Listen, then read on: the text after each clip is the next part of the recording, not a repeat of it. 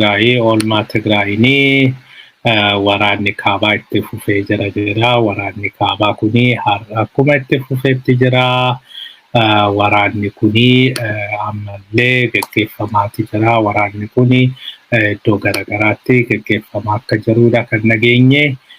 Iddoo garagaraatti amma gara bahaatiin waraanni gaggeeffamaa jiru gara bahaatiin ofirraa ittisaa jiru malee ofii isaaniitiin waraana gaggeessaa hin jiran gara bahaatiin gara dhihaatiin garuu waraanni ammallee itti fufee jira. Gondar keessatti waraana gaggeessaa jiru hanga kolonii ajjeesutti ga'anii jiru. Kanaafi gara Gondariin naannoo Dabaarqa saniin ammallee waraanichi akkuma itti fufeetti jira jedhamee jira. Waraanni kuni sanaan alas gara Humaraatiin gaggeeffamaati kan inni jiru. Gara Humaraatiin loltoota Eritiriyaa garasiin galan irratti tarkaanfiin fudhatamee jira jedhama. Garasiin tarkaanfiin fudhatamee jira. Tarkaanfiin fudhatamee sanaanii loltuun Eritiriyaa keessattuyyuu makaanaayizdiin isaanii baay'ee akka barbadaa'edha. Egaa karaa saniin amma tattaafachaa jiru gara tokkoon amma duula propagandasii gaggeessuudhaaf isaanii mijataa. Keessattuu iddoon dhiyaa suni baay'ee propagandadhaaf mijataadha. Amma akka ilaalaa jirrutti diyaasporaan biyya alaatii galee jiranii diyaasporaa muraasa wayii diyaasporaa 500 yookiin 1,000 hin caalle wayii kan isaanii argisiisaa jiranii yookiin kan isaanii galee jedhanii ittiin fokkoraa jiranii.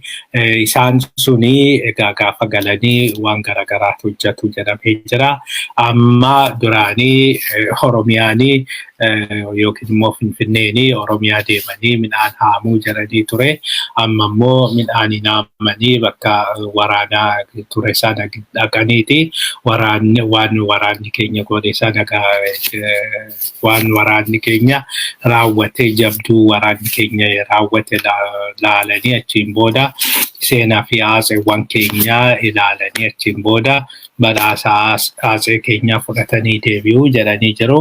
Egaa kanaafi amma akka jedhamutti Laallibalaa deemanii Laallibalaadhaa hanga Qobboo hanga Saqotaa deemanii achiinis haga Gondar erga deemaniin booda gara Walqaayit akkasumas haga Humaraa geessu.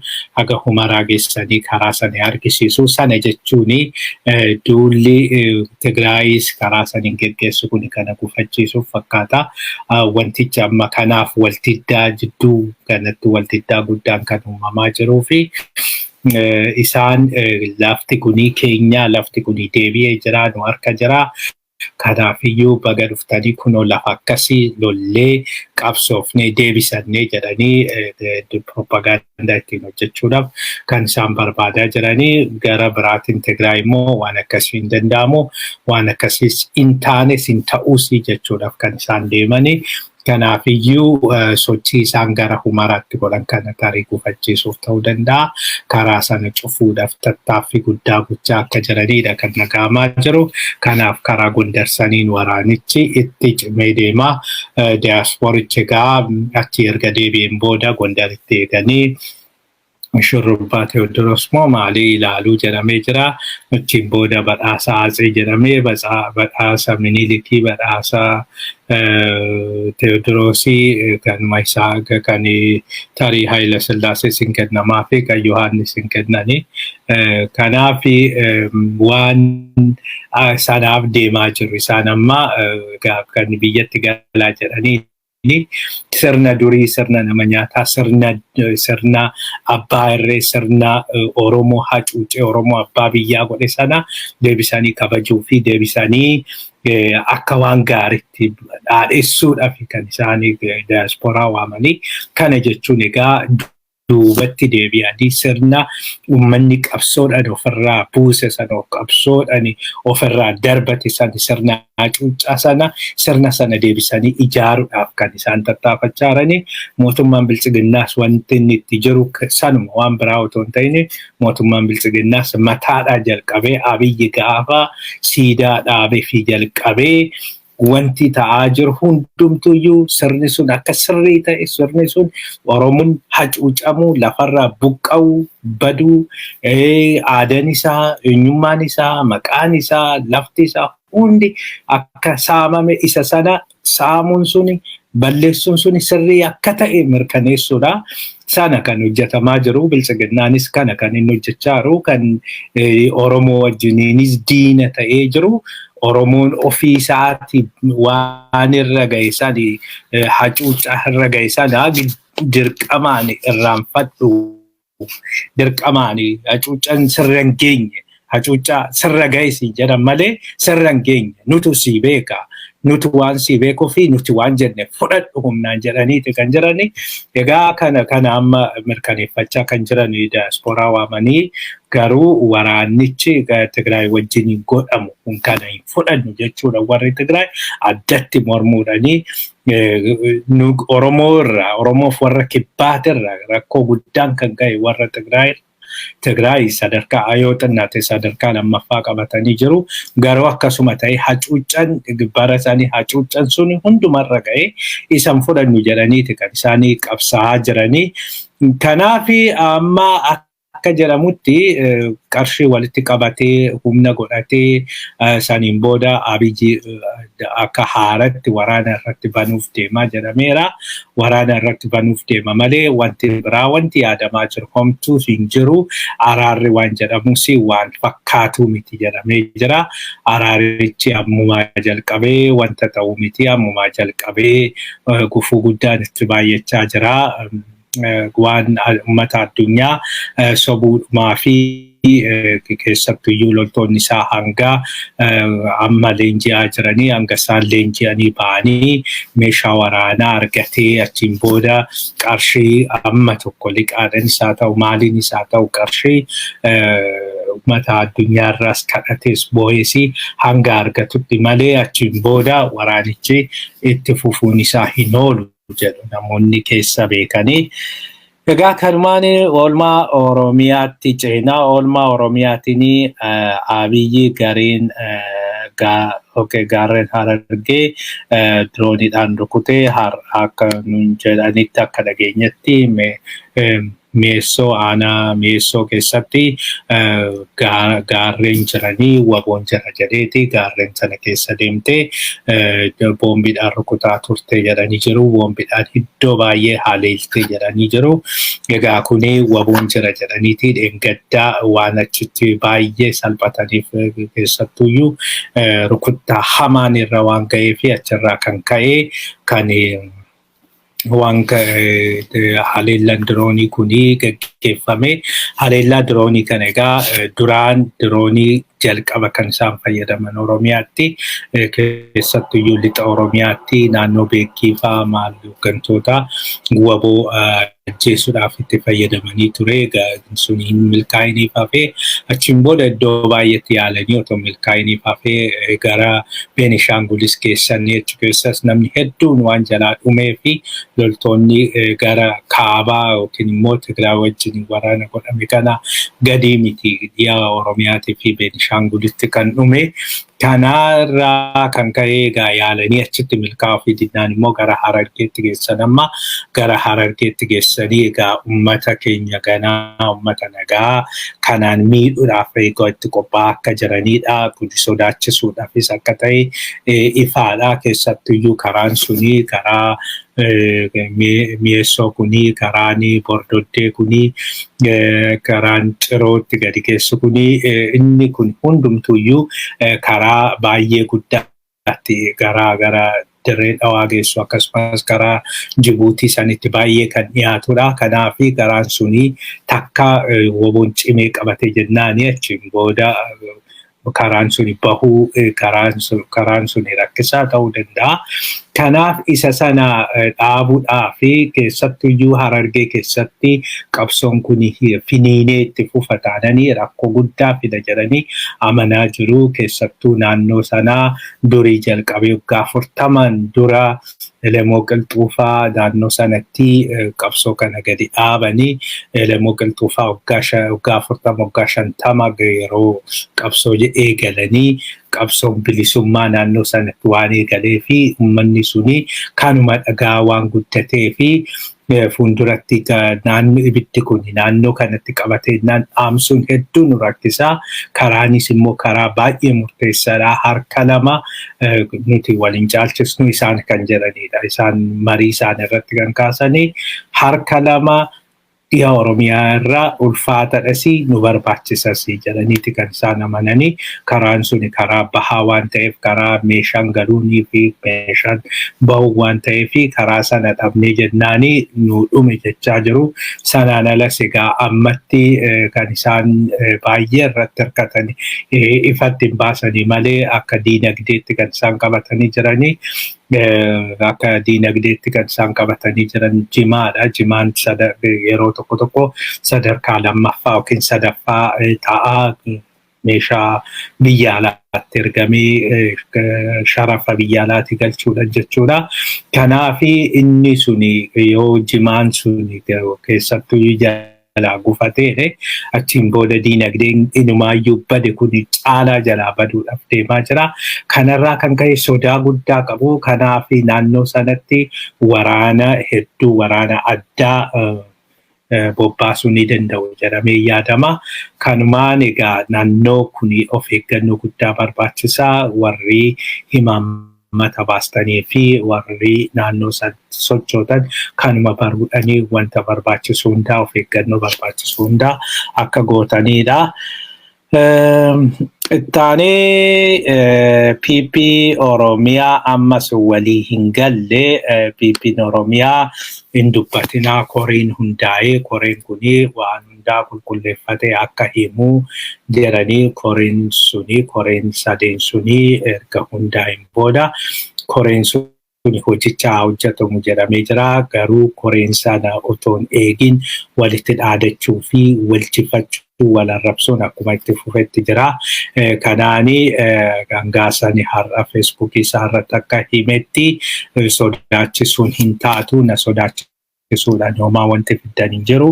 Ani qabsootti kanan galee lubbuu kooti sodaadhee miti. Kanaafiyyuu dhugaa jirtutti dhugaa jiru baasuun barbaachisaadha.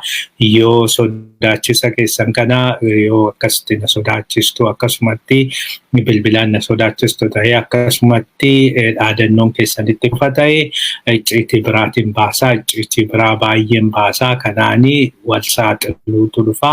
Wal saaxiluu kana feetu yoo ta'e itti fufaa anis ittan fufaa jechuudhani dhaadatee jira. Gama biraatiin Taayyeenis waanuma akkas fakkaatu wayiiti kan inni jedhe. Egaa duulli kun itti fufaa. Duula kanaa cimsinee itti fufnaa. Keessattuyyuu dhugaan ba'uu qabdi waan jedhu kana qabu. Warri kun immoo lakkii jedhaniiti egaa karaa garaagaraatiin doorsisaa jiru jedhanii jiru. Egaa warri kuni warri gariin kuni humna qaba jedhamee amanama. Even warra achi keessa jiraniyyuu baay'een Abiyyi mataa isaatiin warra garagarchuu danda'udha. Humna guddaa qabu waan ta'eef humna isaanii kana salphumatti tokko qabeenyas waan qabanii fi humna qarshiis waan qabanii fi sanatti fayyadamuudhaanii waan barbaadan gochuu ni danda'u. Kanaaf salphumatti akkuma nama akkanumaanii darbatanii kaasuun baay'ee ulfaata. Jara lamaanitti iyyuu Abiyyittis ni ulfaata. Warri kun akkanumaan wixxirfatu. Abiyyitu duuba jira. Abiyyi abdataniiti malee sanaan ala wanti isaan qaban hin jiru. Caasaan isaan qaban hin jiru. Humna maallaqaas wanti qaban hin jiru jechaa jiru. Kana waan ta'eef egaa hagam akka dhugaa ta'e hin beeknu.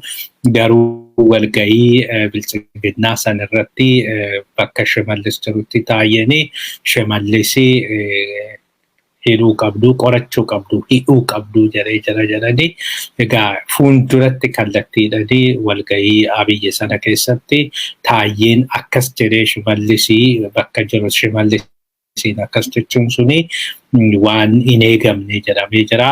Garuu baay'ee tarii Abiyyuma abdateeti malee wanta biraa wanti inni jedhe hin jiru. Dubbiin waan biraa ta'uu danda'a jedhanii namoonni dubbatan jiru. Waan kun egaa dhugaadha. Mirkaneeffachuu hin dandeenye. Duuba maaltu jira kan jiru kana duuba dhuguma malaammaltummaadha moo rakkoo biraatu jira kan jiru kana wanti qulqulleeffatame hin jiru. Garuu oduun tokko tarii warra garee Shimallis kana fa'aa gargaaruudhaaf ta'uu danda'a yookiin immoo dhugaas ta'uu danda'a hin beeknu. Yeroo bilchiginnaan gun'amee yeroo bilchiginnaan rakkoo guddaa keessa galee warri wayyaanee abbuuti hanga Dabra Birhaan gaafa geesse jettu bilchiginnaan raafamtee bilchiginnaa keessa gariin tokko garmalee sodaachuurraa kan ka'e kana hundaa kan nu godhe warra kanaadha garee Abiyyi Oromoo wajjin walitti nu buusee Oromoo wajjin walitti nu buusee Amaara jala galee Amaarri kan waa tokko nu goone kan wayyaan illee nurraa ittisuu hin dandeenye kun jarri dhufee jira kanaaf bannee jirra. Kana waan ta'eef uummata Oromootti deebinee uummata Oromoo dhiifama gaafannee warra hidhame gadhiisnee achiin booda Oromoo ofitti qabu qabna. Oromoo ofitti qabnee Oromoo yoo Oromoo irratti hirkanne yoo nutu balleesse jennee yeroo sanitti waan tokkos isinitti himnee turre Abiyyi anatu balleesse Abiyyitu balleesse jedhaatoo narratti qabsaallee jedhanii sanaafi Oromoo ofitti qabnee Oromoo ofitti deebisnee achiin booda karaa Oromootiin wayyaanee fuuldura dhaabachuu wayyaa. Yooma Finfinnee galtellee uummanni Oromoo nu duukaa gaafa ta'ee waanuma durii sana kakaasne uummanni Oromoo lakkii jechuu ni danda'a. Akkasitti jalaa bahuu dandeenya. Yoo akkas goone qofa yoo uummata Oromootti deebine qofa uummanni Oromoo hamma tokkollee harka nurra qabuu danda'a jedhanii kaasanii jedhanii achiin booda tolee jedhameeti waa'een Jawaar fa'aa ba'anii maaliin kuni yeroo san ka'ee jedhama sanarratti walii galame hundumtuyyuu tole jedhee achi erga hojiitti galameen booda wayyaaneen otoo Finfinneen ga'ini duubatti deebitee duubatti gaafa deebitee jettu gareen kuni gareen Shimallis fa'aa kuni akka biyya gananiitti yeroo sanitti fuuldura dhaabbatanii inni qabsoofna hin dhoofna wayyaanee jechuurra lakki araaramuu wayyaanuti araara uummata Oromoo qabachuu qabna jedhanii waan ijannoo bilchiginnaatiin ala yookiin immoo ijannoo laamshaa waan qabataniif isaan lefesfes jedhansanii jechuudha. Lefesfes amaraarii sana waan ta'aniif isaaf jecha amma saaxilaa jiru. Isaaf jecha amma warri kun haaloo irratti ba'uudha fi kana maaliif jettanii kana maaliif gootanii jedhanii haaloo irratti ba'uudha fi isin durumaayyuu amanamoo miti. Durumaa uummata kanaaf jechuun bilchiginnaadhaaf amanamoo miti. Otoo rakkoo guddaan tokko nurratti dhufee jalqaba warri nu ganee abaa'otti galu siniidha wayyaanitti galu siniidha jedhaniiti jedhu. Egaa kun hagam akka dhugaa ta'e mirkaneeffachuun nama rakkisaa. Oduu jiru qofa isinitti himne nuti yoo dhugaa isinitti fakkaate fudhadhaa lakkisi yoo jettanii dhiisaa. Warri gareen Shimallisis waan ofii odeeffatu ta'uu ni danda'a. Warri kunis immoo gara isaaniitiin wanti isaan odeeffatan numa jira. Egaa isaan riiziniin isaanii haga ammaa kan isaan kaasanii malaammaltummaadha. Corruptionidha. Grand corruptionii keessa galanidha. Grand corruptionii keessa akka galan har'aa miti kan beekame. Grand corruptoriin Abiyyi caalus hin jiru. Yaa xinnaatu yaa guddatus immoo hunduu corruptionii sana keessaa argateera. Abiyyis beekatii fi nyaadhaa jedhee gadhiiseti. Achiin booda hundumtuyyuu saamichatti kan gale. Haa ta'u malee amma tokko jijjiiramni hin jira karaa diinagdee kanaanii amma warra akka malee nyaate sanirraa gara biraatti jijjiirachuudha. Keessattuyyuu warri Amaaraa caalaa saammachuudhaa fi karaa qopheeffachaa jiru.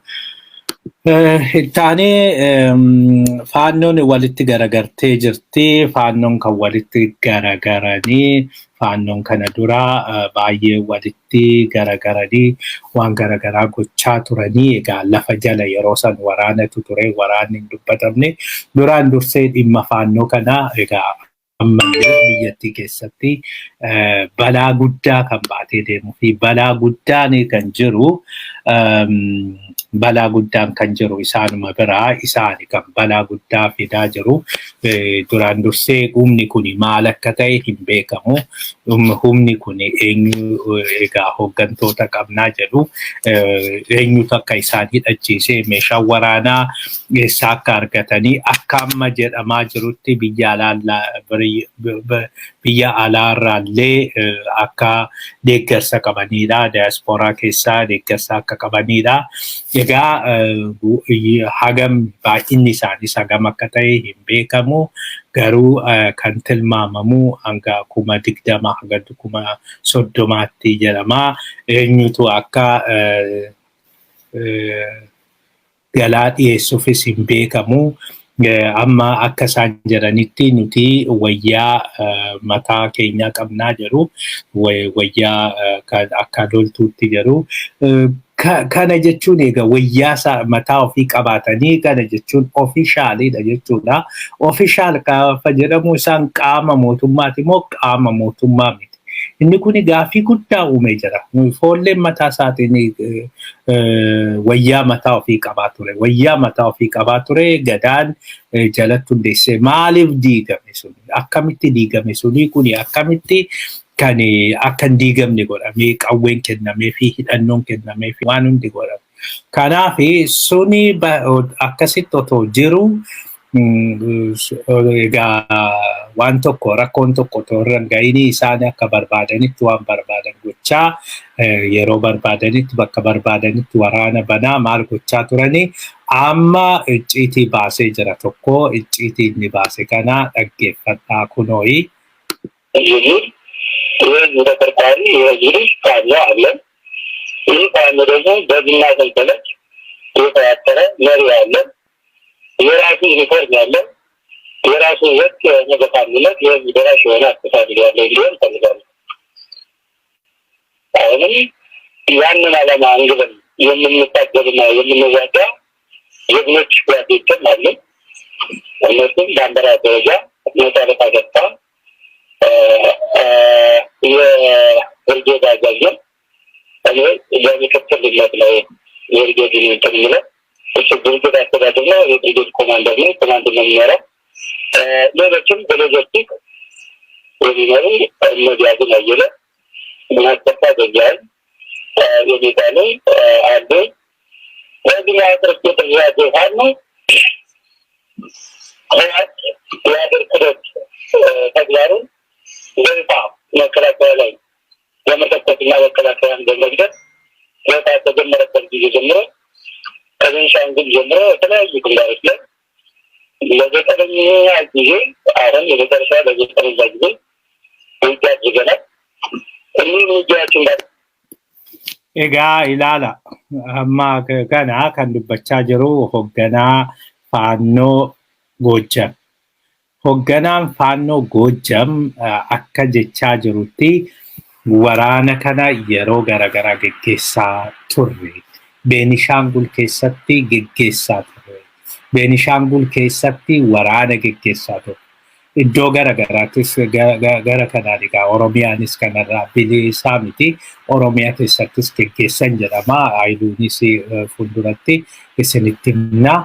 Kuni hundi kan nutti agarsiisu maalidha inni wanti tokko wanti asirratti baruu qabnu eenyutu waraana kana geggeessaa jira eenyutu waraana kana duuba jira waraana kana duuba kan jiru qaamni tokko jira waraana kana duuba kan jiru qaamni tokko qaamni sirriitti hidhatee socho'uu fi waraana kana duuba jiru jira jechuudha. Kanaaf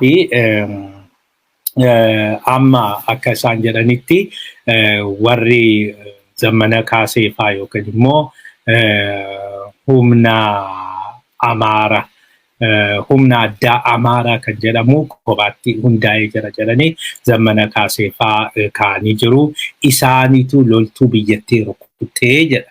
Kan raayyaa ittisa biyyaa kan rukute isaa yeroo saglaffaadhaaf illee wal waraannee jirraa jedha namtichi kun. Kanaaf akka namtichi kun mataa isaatiin zammana kaasee loltuu biyyattii akka rukutan ifa baasee jira. Dhugaatiin garuu tarkaanfiin fudhatame tokko hin jiru. Gara tokkoon waraanni kan jalqabe waraanumti jalqabe kan ittiin jedhanii warra loltuu isaan eeguu dhaqe isaan irratti tarkaanfiin fudhatame. Halkaniin loltuu sanaa rukutanii loltuu sana rukutanii loltuun biyyattii tokko gaafa rukutamu riyaakti gochuu qabaa isatu waraana jalqabee. So waraana biyyattii sana yoo qaamni tokko hin rukuta ta'e qaamni sun yakkamaadha jechuudha. Yooma itti dhukaase illee yakkamaadha jechuudha.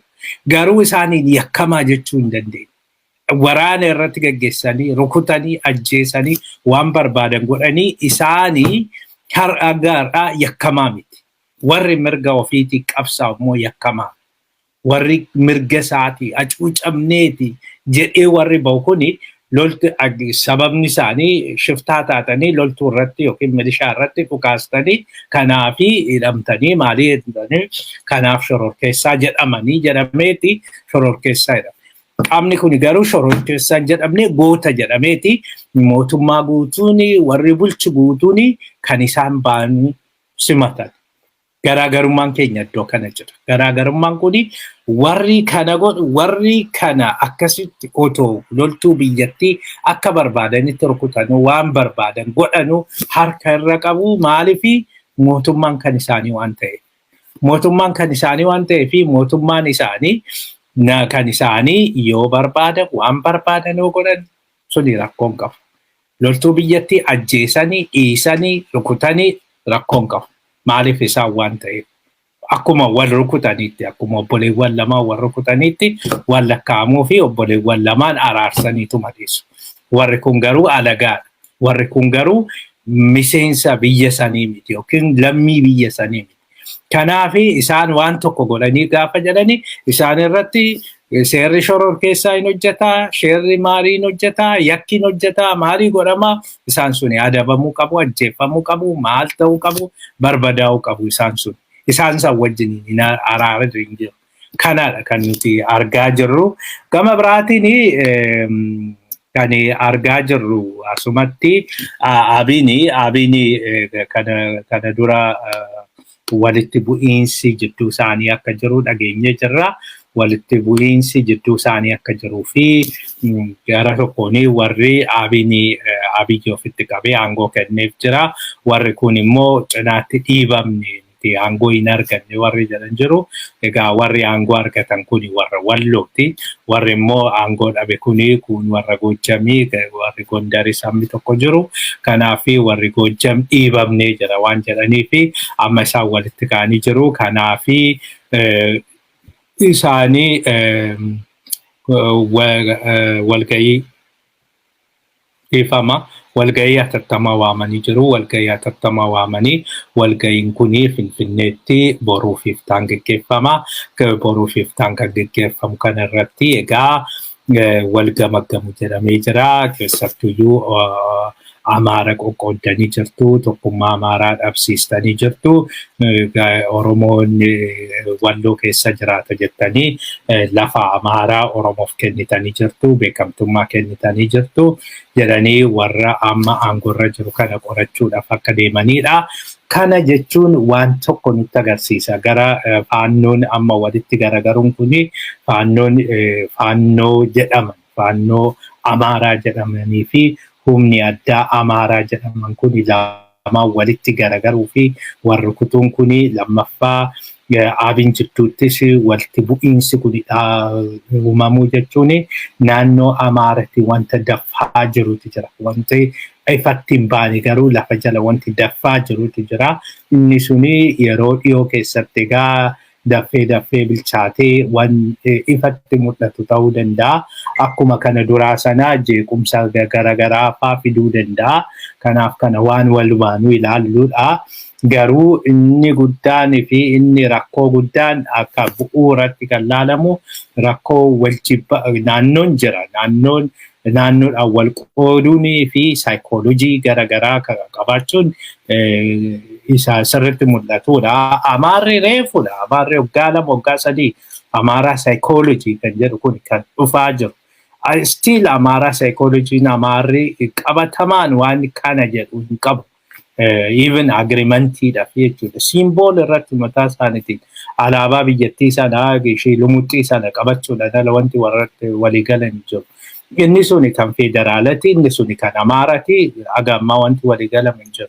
Yoo inni suni kan federaalaa ta'ee kan amaaraa adda ta'uu qaba federaalatii fi kan naannoo wal fakkaachuun qabu. Maaliif federaalli kan waliiniti kan naannoo kan biraati. Kanaafi isumarratti mataa isaatiin symbol crisis mataa isaatiin jira.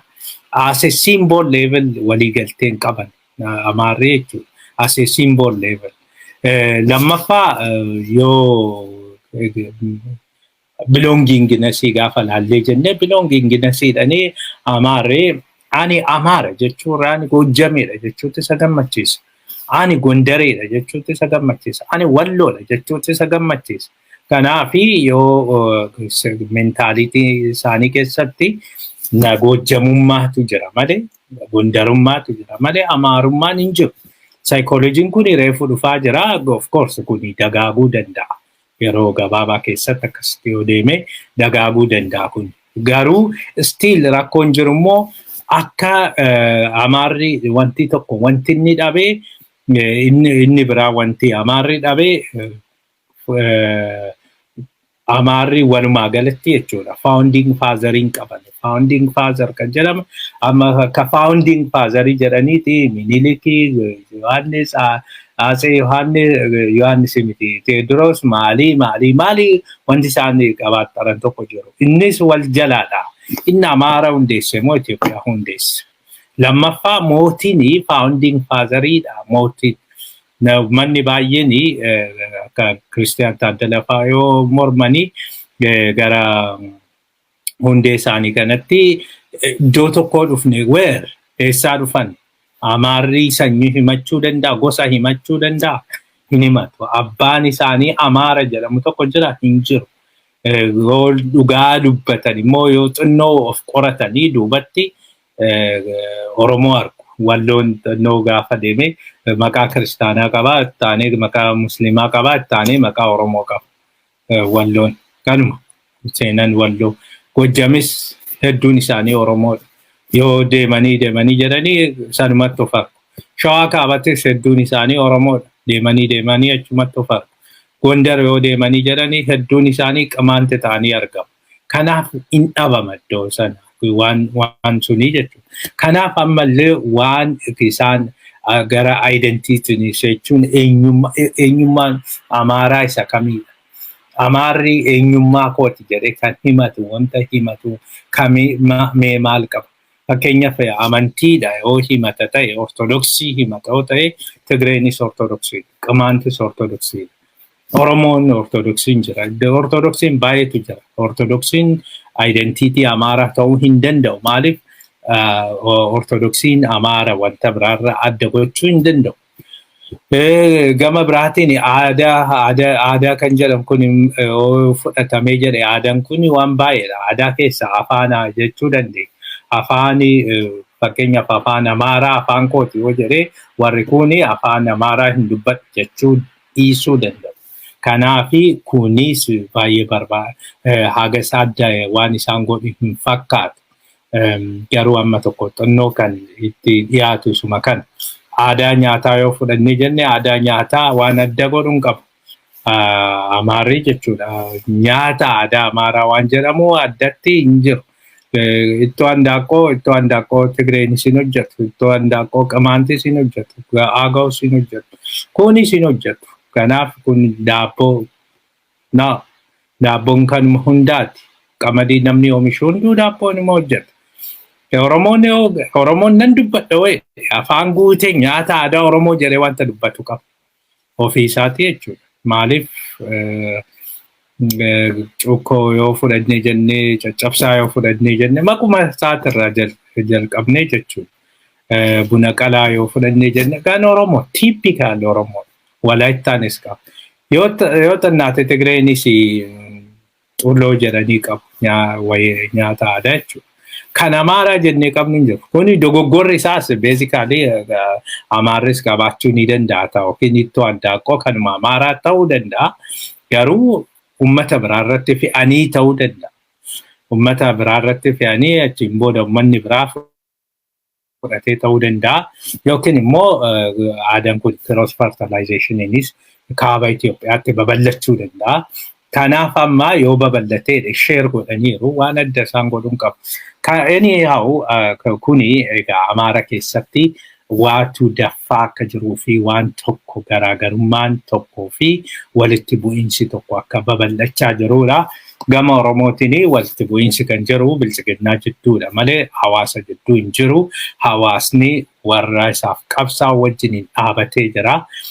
Hawaasni warra isaaf qabsaa wajjin dhaabatee yoo jiru warri kun immoo wanta biraa wanti isaan hojjetan wanti isaan qaban hin jiru. Gama biraatiin mootummaan Abiyyi biliyoona 100 investimentii dhaabee jira. Investimentiin godha jedhee jira. Investimentiin kuni Ethiopian Investment Holding Group jedha. Kuni karaa ittiin saamuudhaa fi qopheeffatanidha malee waan biraa miti. Karaa ittiin haaraa saamanidha. Kana dura gadi isaan ittiin saamaa turanii keessattuyyuu qabeenya mootummaa sanii karaa privatization jedhamanii karaa saniini namoota dhuunfatti dabarsuudhaan yookiin namoota dhuunfaa abaluu jedhanii namoota dhuunfaa sanitti dabarsuudhaani namoota dhuunfaa jeequudhaan namoota dhuunfaatti qabeenya kennuun warri Tigraayii amma isa sana warri Amaaraa komishinii tokko dhaabnaa jedhanii jala fiigdonni Abiyyi achiin booda komishiniin kun investment holdingiin kun qarshii investmentiin qabu amma tokko daasporaarraa qarshii walitti qabuu danda'a. Sanaan ala garuu inni guddaan qabeenya mootummaa waan jedhaman kana warra misooma mootummaa jedhaman duraan wayyaaneen kan birata maalidha metal engineering meeteek isa jedhamu sana jechuudha. Meeteekii sana fudhachuudhaaf amma meeteekii sana fudhatanii meeteekii qofaa miti wanta baay'eetu jira akkasitti gaamanii isaan sana deebisanii fudhatanii achiin booda isaanis saamicha karaa isaanii geggeessuudhaaf kan isaan deemaa jiranii otoo jennuu meeteekii sana keessaa meeteekiidhaaf sibiila guddaa kan dhiyeessaa turee fi meeteekii keessatti korraaptarii guddaan baacaa dabalee ture garuu namni sana dubbatu hin jiru. Sibiila guutuu kan dhiyeessaa ture. Baalii fi Abiyyiin michu waan ta'eef jeneraala Abiyyi waan ta'eef namni itti dubbatu jiru gara biraatti garuu itti duulama. Kana jedhame. Kanaaf kanatti deemaa jiru kana baraa isiniin jenna. Sanaan alas bajanni biliyeena 122 25 jennee deefama. 22 kan ragga'ee bajanni kun ragga'ee mana mariitti dhiyaatee achiin booda ragga'ee hojiirra ooluuf jedhamee jira. Egaa kuni bajanni kun qarshiin kun eessaa akka dhufe wanti himame hin jiru, wanti dhaga'ames hin jiru. Kanaaf jechuun tilmaamuun nama dhibu eessaa akka dhufe. Bajanni tokko yoo argamu bajanni iyyuu mataa isaatiin egaa soorsiin bajataa garaagaraa. Soorsiin bajataa kun yoo biyya alaatii galii yookiin doolaarri argamee jedhee doolaarri suni budget support ta'uu danda'a. Garuu akkasuma ta'ee foreign exchange dhaaf oola. Kanaaf qarshii biyya keessaa wajjin waliin qabatu jechuudha. In tilmaamama malee gara tokkoon qarshii hagasii arganne gaafa jedhanii doolaara miliyoona tokko gaafa argatanii doolaarri miliyoona tokko suni doolaarri yoo qarshii 50 ta'e baankitti kan jijjiiramuuni miliyoona 50 arganni jechuudha. Miliyoonni 50 sun bajeta keessatti ida'ameeti. Amma gargaarsi biyya alaatii argamu kun almost hin jiru. Gargaarsi biyya alaatii argamu waan hin jirree fi qarshiin kun eessaa akka dhufu hin beekamu. Biliyoona 2.5 kan yoo doolaaritti lakkoofne jenne biliyoona 2.5 billion dollar. 2.5 billion dollars yeroo kanatti biyyattiin eessaayyuu argachuu hin dandeessu. Eessaayyuu jechuudha. Yoo uuu jettee maraattee bajeta kana doolaara kana argachuu hin dandeessu. Biyya keessatti immoo biyya keessaa galiin hin jira. Galiin dhufu galiin hin argama. Galii saniin kabar gochuun ni danda'ama. Garuu yeroo kanatti galiin sunis hin jiru. Tokko gibirri dabale hin jiru. Gibira irraa argatte jechuudha. Gibirri dabale jiru. Sanarraan gibiraan ala diinagdeen baay'ee waan qorree foreign exchange'n waan hin jirree fi biyya alaatti ergamee biyya alaatti yookiin biyya alaatti erganii wanti galiin argame sun baay'ee gadi bu'eera. Sanaan ala kaaba biyyattiitti waraana hamaatu gaggeeffamaa ture. Sanaanis galiin argame hin jiru. Kanaaf qarshiin kun eessaa dhufaa? Qarshiin kun hin maxxanfamaa jechuudha. Qarshii maxxansuudhaaf deemu. Waan biraa loojikiin biraa hin jiru iddoo kanatti. Bal'aanis kan ilaaluu danda'u. Iddoo kanatti soorsiin iddoo kamiyyuu waan hin jirreef isaanis soorsii waan hin kaa'iniif qarshiin kun maxxanfamuuf deemaa jira. Qarshiin gaafa maxxanfame maaltu dhufa? Qarshiin gaafa maxxanfame qarshiin sunii hin baay'ata. Qarshiin ammatti tokko maxxansuudhaaf deemaa jiru. Qarshiin kana gaafa maxxansanii waan qarshii kana kan isaan maxxansaniif maaliif waan mindaa kafalan waan dhabameef. Projektiin garagaraas dhaabbatan waan jedhanii fi waan garagaraa egaa waan arginu jira. Isa sana hamma tokko deeggaruudhaaf yookiin gargaaruudhaaf warra baay'ee barbaachisan. Rakkoo nageenyaa jedhameeti. Rakkoo nageenyaa jedhamee loltuudhaan wanti kafalamu hin jiru. Loltuudhaan kafaluu hin dandeenye. Milishaa kafaluu hin dandeenye. Kanarraa kan ka'e nageenyaaf oolaa jedhaniitiin warra nageenya eegsistoota jedhanii. Kanaaf humnaa oole akka malee waan ofitti baay'isaniif loltuu kana milishaa kana poolisiidha maali kana akka malee waan ofitti baay'isaniif isaan wanta kaffalamuudha. Hojjettoota mootummaatiifis wanta kaffalamuudha. Sanaan alas baankonni qarshii kana dura takkaa godhamee hin beekne kan duraan National Bankini as kaa'adhaa jedheeni baankonni qarshii hedduu achi kaa'u akka of eeggannoo jedhamee jechuudha. Qarshii of eeggannooti jedhamee hin tuqamu sun of eeggannoof waan ta'eef. Amma of eeggannoon suni dhabamee qarshii sanaa parsantii muraasa baasatoo liqeessaa jedhanii jiru. Akka parsantii 20 natti fakkaata baasatoo qarshii liqeessaa jedhanii jiru. Qarshiin suni baankonni baasanii qarshii sana hin liqeessu. Gama biraatiin qarshiin maxxanfamuudhaaf deemaa. Qarshiin diinagdee keessa gaafa baay'atu immoo infleeshiniin baaxii tuqa. Namni qarshii hedduu qabaa waan bitu garuu hin jiru. Inni suni kan uumamuu fi saplaayin hin jiru. Hin jiru wanti biyya alaatii galu doolaarri waan hin jirree fi akka barbaadametti hin galu. Doolaarri rakkinni doolaaraa hanqinni doolaaraa immoo itti cimaa deema malee laafaa hin deemu. Kanaaf uummanni keenya ammumarraa jalqabdanii of eeggannoo gochuu qabdu. Maaliif waan hedduun dabalaa waan deemuuf uummanni keenya ammumarraa waan qabdan bitadhaa. Qarshii baankii kuusachuun ammatti isin hin fayyadu. Baankii kaa'achuun isin hin fayyadu.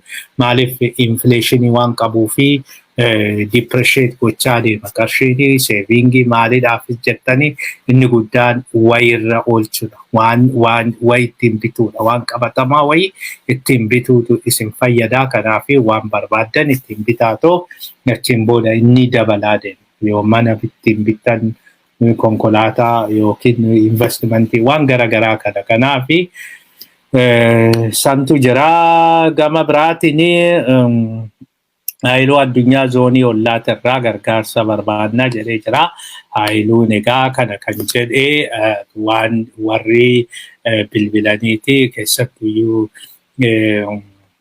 shaggare femminii bilbileefiti yoo Oromooni rakkatu yoo Oromooni waa tokko ta'u abbootiin gadaa karrayyuu gaafa ajjeefamanii reediyoon tokko bilbilee yeroo gaafatu jiru gama biraatiin garuu namni jaamoo maali noonnutti ajjeefaman jedhanii noonni kana isinii gabaasnee turre nuti kana dura noonnutti kan isaan ajjeefamanii walitti bu'iinsi waan turee fi uummata naannoo baay'ee rakkisanii waan jedhanii fi uummanni naannoo rakkatee jennaan uummanni naannoo nama akkasiitu kunoo qabeenya nurraa saama jedhanii warra naannoo sanitti socho'uutti himatanii jennaan warri naannootti socho'u ijoolleen uummataa dhufanii deebi'anii warra keessa hidhatanii jiran kan uummata nagaami hidhatanii warra uummata dararan kana rukutaniiti kan isaan kana godhanii kun egaa akka nuti ilaallutti uummata nagaa walitti buusaa jiru